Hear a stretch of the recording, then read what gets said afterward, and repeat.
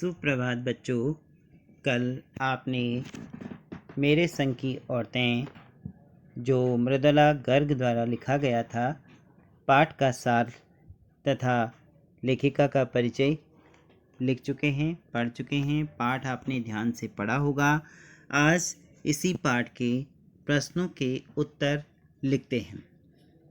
पहला प्रश्न है, लेखिका ने अपनी नानी को कभी देखा भी नहीं, फिर भी वे उनके व्यक्तित्व से वे क्यों प्रभावित थी। जबकि उन्होंने अपनी नानी को देखा नहीं, फिर भी उनके व्यक्तित्व से क्यों प्रभावित थी, इसका उत्तर लिखना है। प्रस्तुत संस्मरण में लेखिका ने अपने परिवार की औरतों के विषय में उनके व्यक्तित्व एवं स्वभाव पर प्रकाश डालने का प्रयास किया है।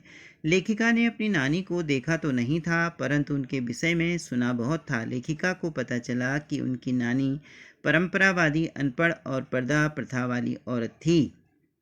लेखिका के नाना की शादी के बाद कैम्ब्रिज विश्वविद्यालय से बैरिस्ट्री की थी। उन्होंने वकालत पढ़ी थी। वे विदेशी शान शौकत से जिंदगी बिताने लगे, पर नानी पर इसका कोई असर नहीं पड़ा। नानी ने अपनी पुत्री अर्थात लेखिका की मां की शादी का जिम्मा अपने पति के मित्र स्वतंत्रता सेनानी प्यारेलाल शर्मा जी को सौंपा। वह अपनी बेटी की शादी किसी साहब जो कि अंग्रेजों के गुलामी की नौकरी से न कराकर आज़ादी के सिपाही से करवाना चाहती थी।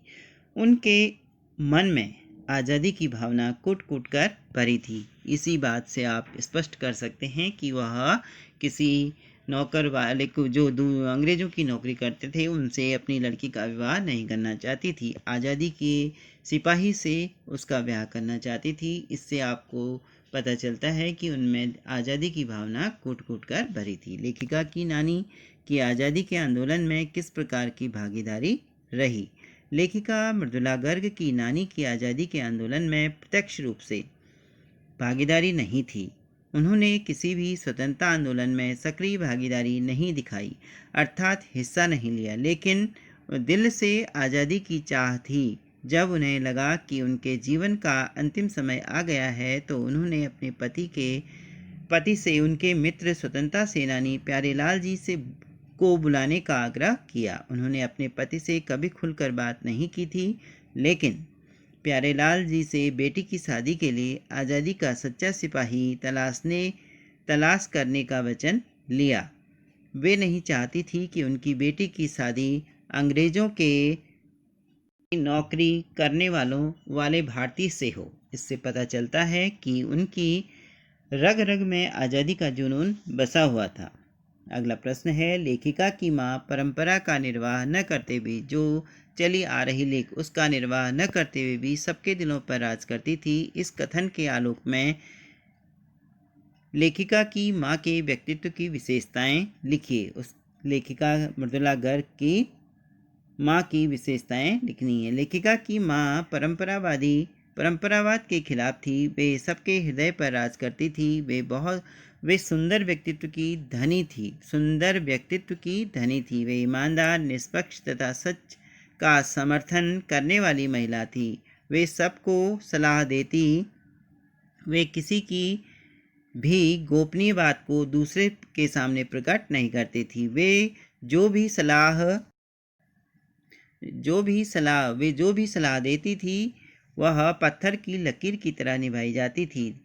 सभी उनसे अपनी समस्याओं का जिक्र कर लेते थे, अपनी समस्याएं उन्हें बताते ताकि वे उसका हल बता सकें।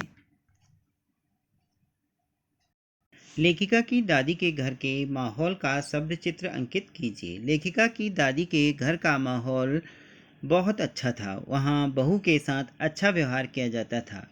सभी सदस्यों में विनम्रता और अपनेपन का भाव था। परदादी भी साथ रहती। घर में स्वतंत्रता का वातावरण था। घर में किसी की भी चिट्ठी आने पर यह नहीं पूछा जाता था कि उसमें क्या लिखा है। हर सदस्य को अपने निजत्व बनाए रखने की छूट थी। हर किसी को अपना निजत्व बनाए रखने की छूट थी। चौथा प्रश्न है, आप अपनी कल्पना से लिखिए कि परदादी ने पतोहू के लिए पहले बच्चे के रूप में लड़की पैदा होने की मन्नत क्यों मांगी। परदादी परंपरा के विपरीत विचारों की महिला थी। सत्तात्मक कहने का पिता की सत्ता। समाज में सभी लोग पहली संतान के रूप में पुत्र प्राप्ति की कामना करते हैं, पर दादी लीक से हटकर चलती थी, इसलिए उन्होंने लड़की पैदा होने की मन्नत मांगी। उनमें लड़की जाति के प्रति अत्यधिक स्नेह रहा होगा, या लड़की के प्रति जो अपने को उन्होंने देखा, इसलिए उनके मन में लड़कियों के प्रति जो भावना रही होगी, इसी से उन्होंने उसे अपनी जो पुत्र वधू थी उसके लिए पहली संतान के रूप में लड़की मांगी होगी। आप इन प्रश्नों को याद करेंगे ताकि आप लिख सकें, अच्छे से परीक्षा में लिख सकें। इन्हें कंठस्थ कीजिए। धन्यवाद।